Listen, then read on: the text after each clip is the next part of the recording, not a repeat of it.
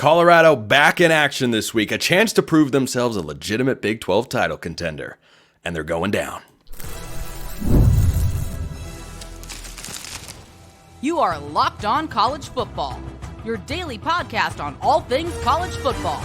Part of the Locked On Podcast Network, your team every day. Welcome, everybody, to another episode of Locked On College Football. I'm your host, Spencer McLaughlin. Thank you so much for making this your first listen or your first view every day. Part of the Locked On Podcast Network, your team every day and your daily source to stay up to date with the biggest stories in the greatest sport on planet Earth. This episode brought to you by friends over at FanDuel. Place your first $5 bet. You'll get started with $200 in bonus bets guaranteed. Visit FanDuel.com to get started. Full Big 12 picks. Those are coming up later in today's show. How badly does LSU need to beat Ole Miss? Coming up on today's show. But right now, that's Kevin Borba, Locked On Buffs. I've got Kansas State winning the football game here, Kevin. I have said all offseason and all during the season, Colorado is an improved football team. And I was really impressed. I mean, really impressed and surprised they went to Orlando and beat the Knights. Coming back home, off a bye, I still like Kansas State. Yeah, I think Colorado shocked a lot of people with that UCF win. I think me and you are like the only two people on the planet that have been trying to at least give credit to Colorado for each win, right? I think there's a lot of diminish their wins, or there's a big diminish their win crowd. And so we've already seen that with UCF. It's like, oh, no, UCF wasn't that good is what we're being told. But realistically, I think for Colorado, that UCF game was sort of it could create a domino effect, right? They shut down the most dominant run team in the country.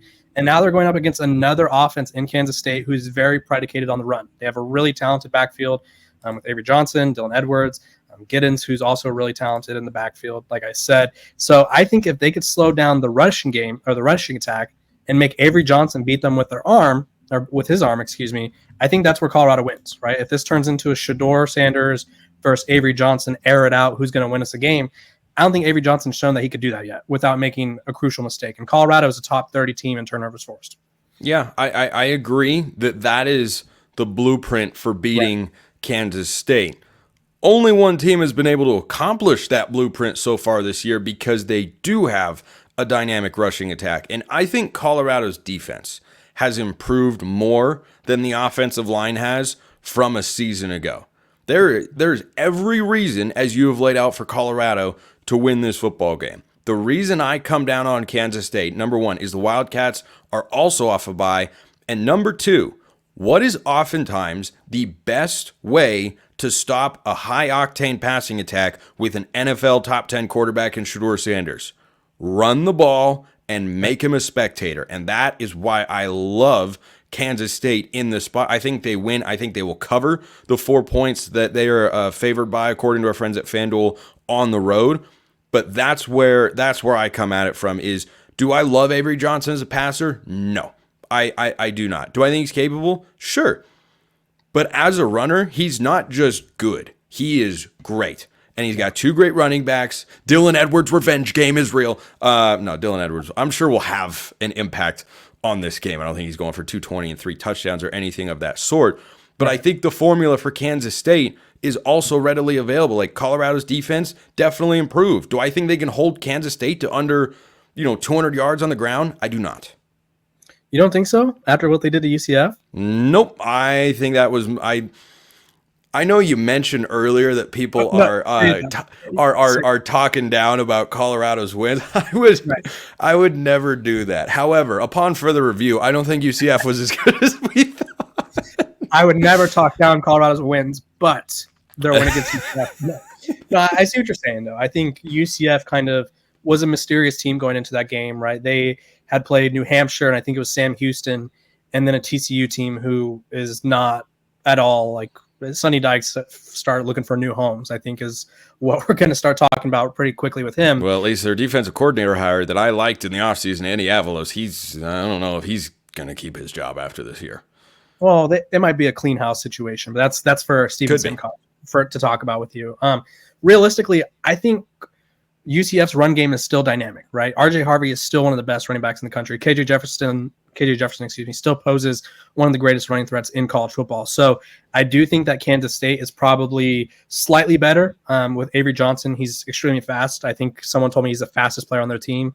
And then you have Giddens, who's also an electric running back. I just like what I've seen from this Colorado rushing attack. And I'll be honest, if Colorado can keep the game close in the first half, that's how they're going to win this game, because Robert Livingston, the defense coordinator, his defense has only allowed, I think it's 25 points in the second half all season long.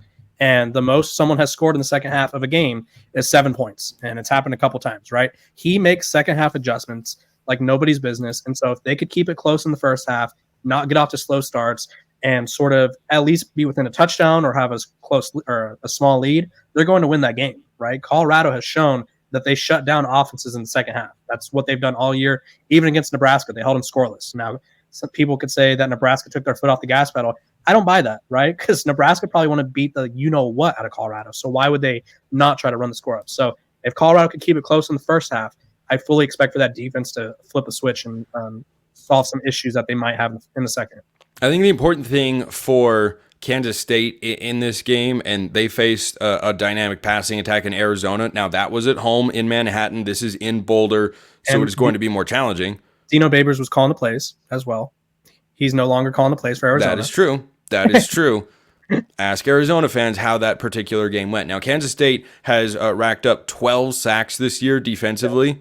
Not a very big number. I think for the Wildcats, that's the most important element of making sure that you can have a lead to build on against Colorado, because the way this can get demoralizing for Kansas State is they're not going to be explosive in the passing game. They're going to run the football, and they're going to have, a 12-play, 83-yard drive. They'll take 6 minutes off the clock. They'll feel really good. Yeah. And then all of a sudden, Colorado will have a couple explosive pass plays to Travis Hunter and all the other weapons that Shedeur Sanders throws to, and they'll go down the field in 2 minutes, and you'll be like, wow, he did all that work, and the game and the game is tied here. But the Nebraska blueprint, Kansas State, I don't think is quite on the same level of a defense as Nebraska, who I think have a phenomenal defensive staff and some really good personnel as well. But that's the blueprint that Chris Kleiman and his staff are going to be looking at as to, hey, how do we slow down this Colorado passing attack? Well, the number one thing is pressure Shedeur Sanders. And if you do that, you can have some success. But if you don't do that, it's going to be a long, long day for the secondary. Yeah, and I think it's like this weird thing, because I totally get the sack argument, but at the same time, he was sacked 8 times against Baylor, and they won that game, right? Like, I think you have to be... Yeah, all they needed was a Hail Mary. Hey, 2 Hail Marys, kind of. Yeah. And a great play from Travis Hunter to end the game. But I think when it comes to sacks against Colorado, they have to be timely, and they have to be, like, as impactful as possible, right? Sacking Shedeur Sanders, which, I mean, you can't always control this. I'm not pretending like, oh, yeah, just sack him in the clutch moments, like, obviously. But realistically, you have to get him when it's a third down. Like, it has to be a momentum-killing sack, right? And I think that's what we've seen from this Colorado offense is their biggest flaw, in my opinion, is they get rattled easily. And so we saw it against Nebraska. Shedeur throws a pick 6, and they never recovered.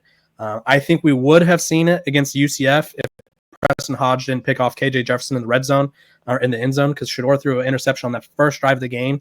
So if the offense doesn't get off to a hot start, that's where my concerns come. If they're able to sack Shedeur Sanders in clutch moments, I think that's how you sort of make those sacks worth it. Because obviously Baylor got 8 of those things. He's been sacked 17 times already in 5 games, which is not great. The only somehow better than last year.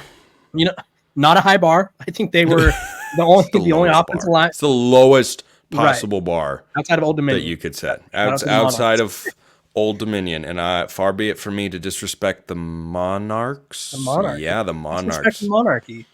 It's worked well. That's exactly right. Just kidding. I think you have to acknowledge that the offensive line is better in the run game, but pass blocking wise, I think Jordan Seaton's really good. I think there's good elements, but yeah, I don't know if the offensive line is as improved as they would have hoped. 34-27. I take Kansas State. You take Colorado by a score of 35-31. Kevin Borba, Locked On Buffs. Everything you need to know about Colorado, always on YouTube and wherever you get your podcast. Kevin, appreciate it as always, my man. Yes, sir. What about the rest of the Big 12? How is every game going to play out, or at least How do we think it will play out? That is coming up next. First, a reminder, this episode brought to you by our friends over at FanDuel. NFL fans, you can start the season with a big, and I mean a big, return on FanDuel. That's America's #1 sportsbook. So when you get a hunch in the middle of the game, you can check out the latest stats, view live play-by-play, and so much more on the same page where you place your bets. Do you want to bet college football?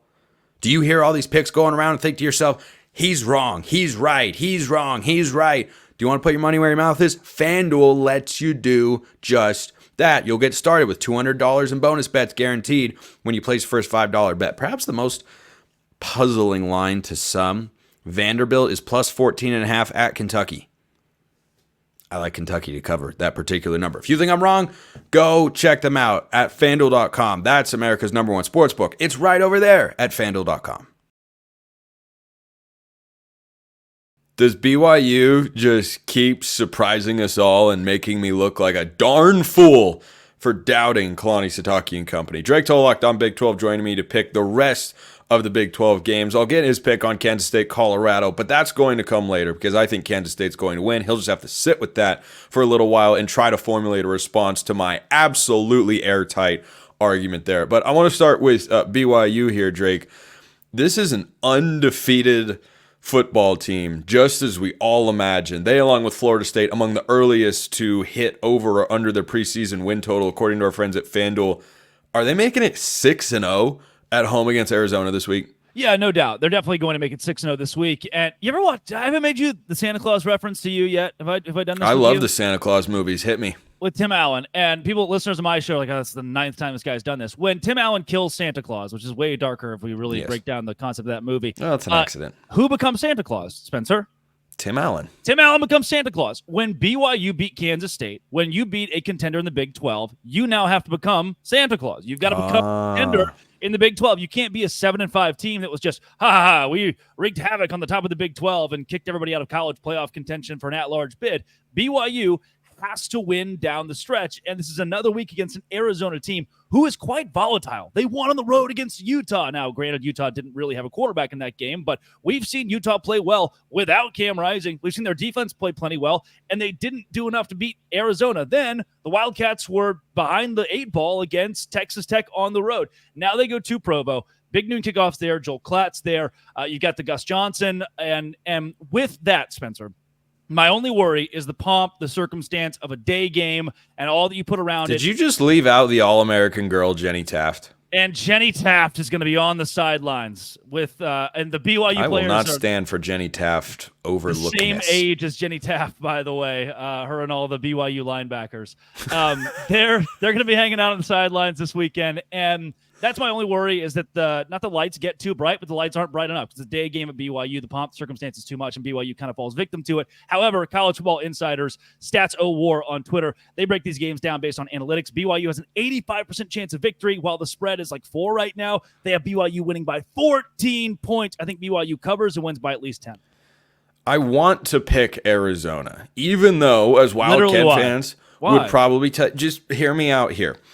As Wildcat fans would probably tell you, I have not been waving the pom-poms for Brent Brennan and company. I'd also like to point out I have been summarily right on Arizona to this point. Here's why I want to pick Arizona. I don't know if I am, but the reason that I want to is because there is always a game that a team that pushes for a conference title in the Big 12 loses, and you're like, wait, how did that happen? You know, like why did that? Take the Big 12 last season. Different league, but same sorts of vibes. Why did Texas lose to Oklahoma? They were a significantly better football team. There's a rivalry factor, sure. But this just feels like one of those games where everyone wants to just write in BYU. And if BYU's defense plays the way they have the last several weeks, and they're coming back home, of course, off a bye, no less, and Arizona is not, I do wonder what Arizona's offense is going to be capable of. Because if Jay Hill's defense doesn't have that connection, if they don't have the it factor to slow down Arizona, if the crowd is just okay because it's a day game, not a night game, suddenly Noah Fafita and T-Mac go for a combined 250 yards and 3 touchdowns, and you can lose a football game. Yeah, I'm worried if BYU gets down against this offense of Arizona, that'd be a struggle because I don't know if I'm all the way behind A-Rod and the BYU offense yet. I'm not. I don't believe that Jake Retzlaff getting down 10, 14 points early can put BYU in a position to win. The defense is going to have to do that. So that's a scenario in which BYU can win. Why does Brent Brennan wear the lays, both of the lays? Like it's the Polynesian thing with Tet McMillan and Noah Fafita, but like Kalani Sitake doesn't do that. That's the most Polynesian football team in the country. I don't know. I'm going to need the explanation for every week too. Like at some point we just don't. Okay, yeah, that's as good a reason as any to pick against Arizona. That said, give me the Wildcats in the upset here. I'm taking it. This is just a vibes pick. I'm going to look back and say I was an absolute fool at one point in time. Or I might look back and say I was a visionary there. But speaking of Utah, you mentioned them. They play at Arizona State this week in a game that before the year you would write off as, oh, that's an easy win for Utah. They're going to but you would have said the same thing about Arizona because it was at home. But Cam Rising didn't play. I don't care if Kyle Whittingham himself were to come out, which he never would.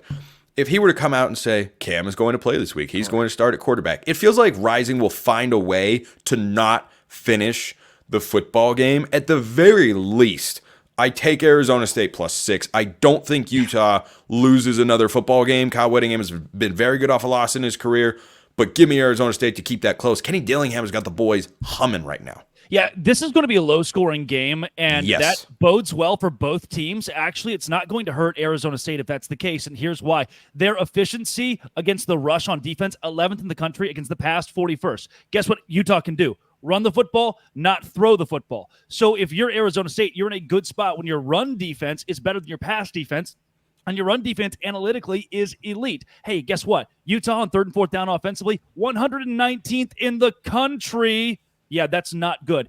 Arizona State, conversely, offensively, 30th in the country. They're 15th in rushing efficiency. Cam Scadaboo is good. If you ask the analytics, just the analytics, 66% chance for Arizona State to win. They pull the upset this week if Cam Rising does not play for Utah. If Cam Rising doesn't play, I'm taking ASU 100%, but it's back to everyone's favorite game. Is he going to play? If he does, I'll take Utah to win because with him there, they're the best team in the Big 12. That still remains the case. That fact has not changed. It's just this boring question at this point. Is he ever going to play? Let's talk about one of the most under-the-radar games in all of college football this weekend. Number 11 Iowa State traveling to Morgantown, West Virginia, Drake. This has got... Do you smell that? Do you smell that? What is that? What is that? A trap? Is that a rat? Opportunity? No. Upset. I smell upset. Did you fart?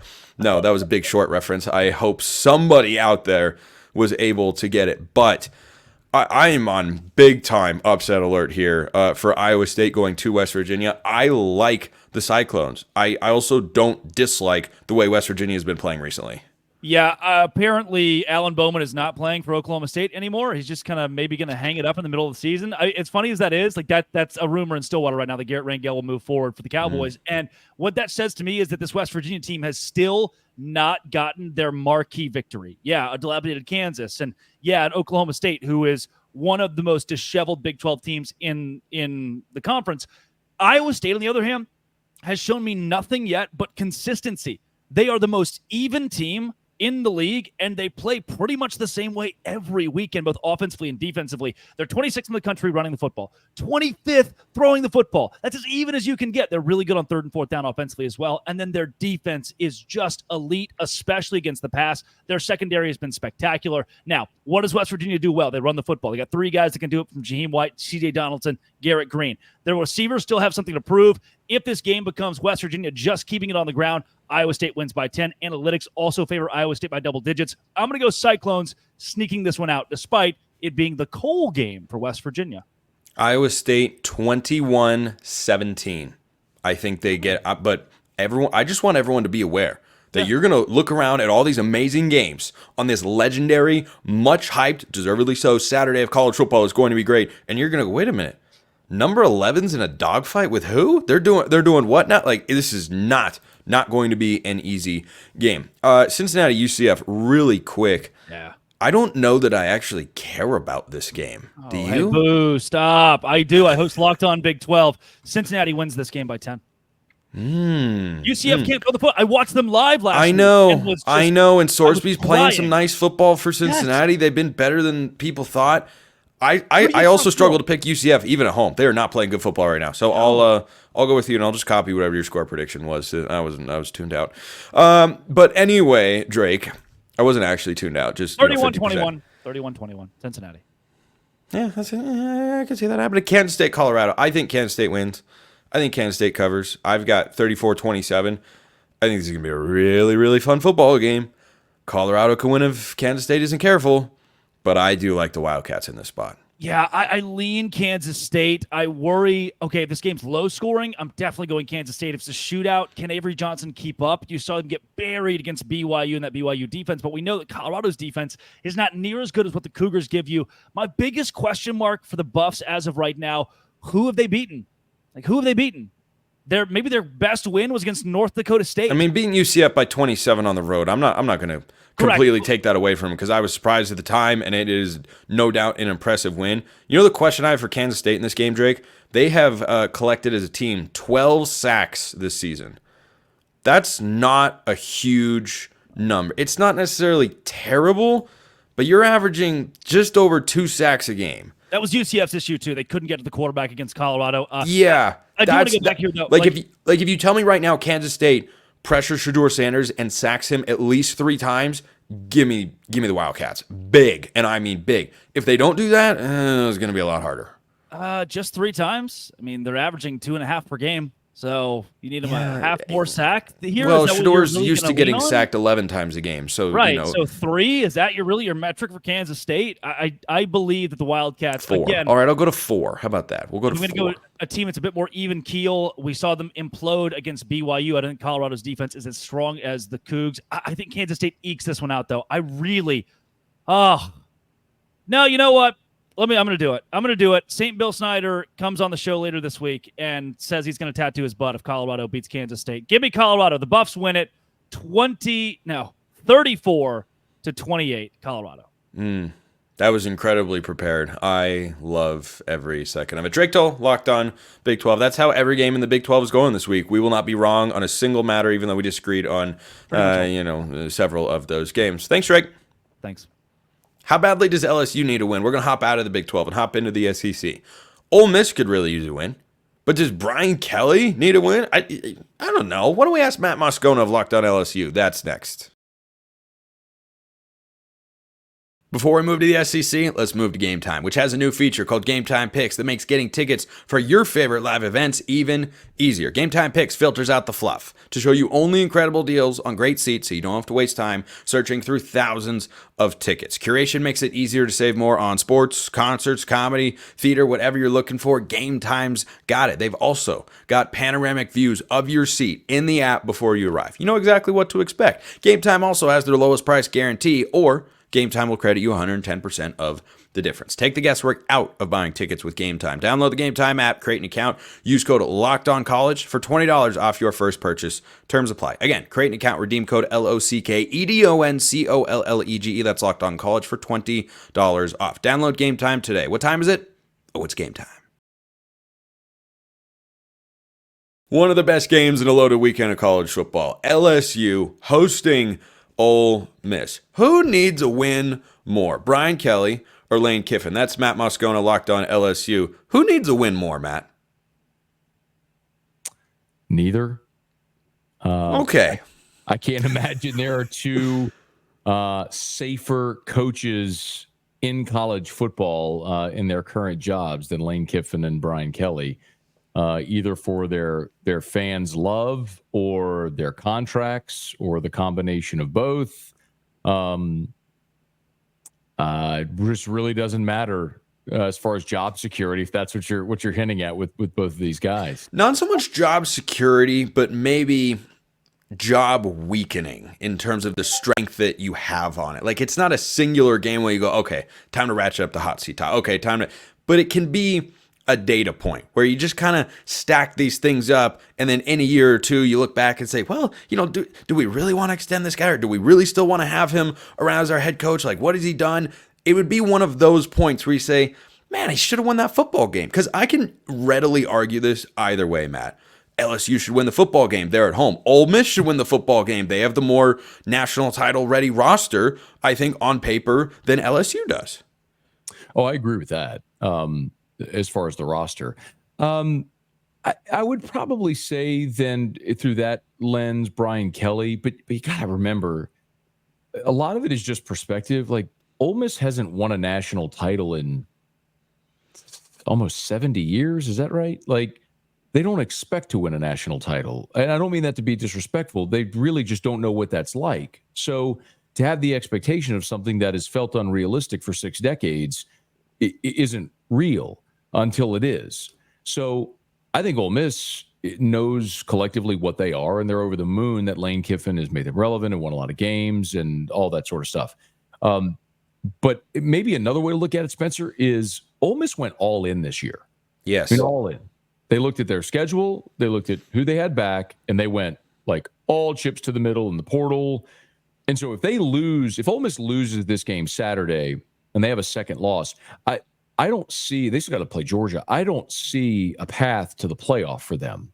And now I'd say the same about LSU, but I also don't think there was many people had a realistic expectation of LSU being a playoff team. I think it's a possibility for this team. But I don't know that it's like a realistic probability. So to that end, I think what Brian Kelly is doing is maybe the way he's building his roster is a little more long tail and people recognize that. Whereas for Ole Miss, this feels like, hey man, you had to get this one because you are losing everybody off this team next year. And maybe Lane to Florida, I don't have any insight there, but there's talk about that, right? So maybe it just feels like there's more urgency for Florida.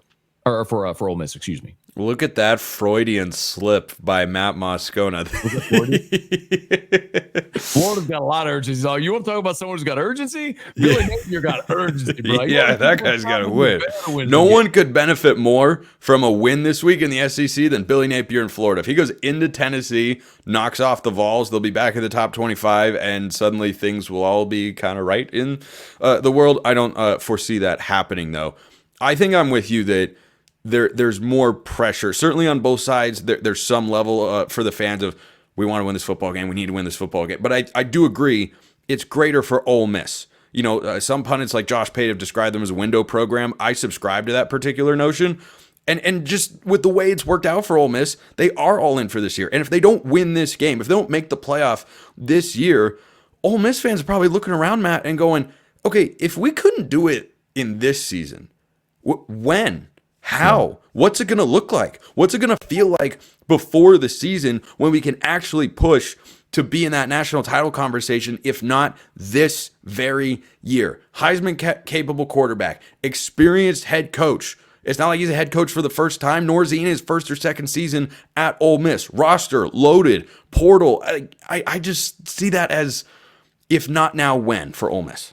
Yeah, it's hard to do. I mean, even, Spencer, I know you and I talked at media days when we were at SC Media Days, we were in Dallas, and you remember that the whole narrative was how many fan bases were just like, oh, 12-team playoff, we'll be in every year. Yeah. And the reality is, man, if you go back and look at the 10 years of the 4-team playoff, there are only 3 years of the 10 where the SEC would have gotten 4 teams in. And in 2 of the years, one in the top 11. So, and that was Alabama in 15 and 16.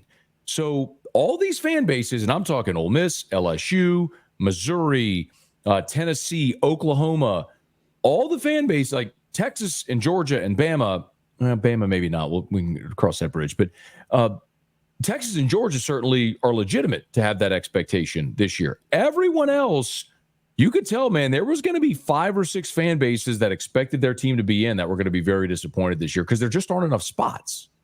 Yeah, there are more spots. It doesn't mean there are an infinite number of spots, but when you triple the number of teams that get into the playoff, it can certainly feel that way. But a G5 team will get into the playoff, and a 9-3 SEC team will be left out. Do you like that system? Doesn't matter. That's the one that we have. Yeah, that was a rhetorical term. Do you like the system there? You line me up on that one. We'll be here for an hour. Yeah, we'd be here for a long while. But while we do have a couple minutes, Matt, let's talk about this particular game. I talked with Stephen Willis of Locked On Ole Miss yesterday, and he feels good about the Rebels going into Death Valley, getting a win. That's where I'm coming from. Is I think that urgency has seeped in for Ole Miss, not necessarily because of external factors, but more because of the loss to Kentucky. I think that's been a blessing in disguise because it kind of kicked them into high gear and made them realize, hey, we can't just cruise past everyone. That win last week against South Carolina, people can say whatever they want about it. 27-3. 27-3. Ask LSU fans how easy it is to play in Columbia, South Carolina. So I think Ole Miss goes on the road, wins this football game. I think it's really, really fun. I'll go 31-28. I'll take the Rebels. I think it's a good score. I think you're talking about an upper 20s, low 30s game. And I do think, Spencer, I think this game mirrors the LSU USC game. I think everyone is expecting high scoring over. I hate, I don't have a side that I would play, but I would play the under in this game. I think both coaches were mortified by what happened last year in Oxford in that 55-49 game. I think this is going to be a greater defensive game. And I think LSU tries to mimic the strategy it had against SC, where they're going to give up yards, but they're just going to make you drive the length of the field and shorten the game. And remember, I mean, that game was tied at 20 with 8 seconds left when Woody Marks scored the game-winning touchdown, and SC won by 7. But I mean, that was a game where LSU led in the fourth quarter, had 2 possessions with a chance to build the league. I think it's going to be a very similar game to that. And I think this is a whoever has the ball last. I'll tell you one thing, or maybe 2 things to keep in mind. One, Trey Harris's status is massive. He is Ole Miss's leading receiver. He's got 52 catches. The next closest receiver has 18. If he doesn't, he got hurt against South Carolina. If he doesn't play or is limited, that is a massive benefit for an LSU secondary, which isn't very good. And the other thing, too, when we were back in Dallas, I picked LSU because we all have to do the thing before the season, right? Which game do you win? What are you going to lose? I picked LSU in this game because of the spot. LSU's coming off a bye. For Ole Miss, this will be 7 consecutive weeks, 3 consecutive SEC games, and back-to-back road conference games. That wears on you. This is a night game in Tiger Stadium. All of that may tip it to LSU to make it play late to win it, but I think this is a 4-quarter game, and I don't think either side should feel supremely confident they're going to win it. I think it's a who has the ball last and makes a play in the final 2 minutes. I think this is arguably the best quarterback matchup in the entire country. 2 guys who I absolutely love. Jackson Dart, Garrett Nussmeier. That's a better quarterback matchup than Quinn Ewers and Michael Hawkins in Red River, which will certainly be a fun game. But I think, like, 20 seconds, Matt. Does Oklahoma have a chance against Texas? Yeah, because they always have a chance against Texas. They shouldn't have beat Texas last year, but they did. It's a rivalry game, and they'll get up for it. And I mean, dude, I watched bad LSU teams play number 1 Nick Saban Alabama teams toe-to-toe into overtime. You get a rivalry game, things happen. It's crazy. Yeah. But just watch Vanderbilt beat Alabama. Ask me, does anybody have a chance to beat anybody? I didn't just watch Vanderbilt beat Alabama. I watched them pummel Alabama on the line of scrimmage. Hell yeah, Oklahoma's got a chance to beat Texas. I can't think of a better way to end the show. Matt Moscona locked on LSU. Matt, appreciate it. Appreciate everyone listening. I will see you next time. And until then, hope you have a wonderful rest of your day.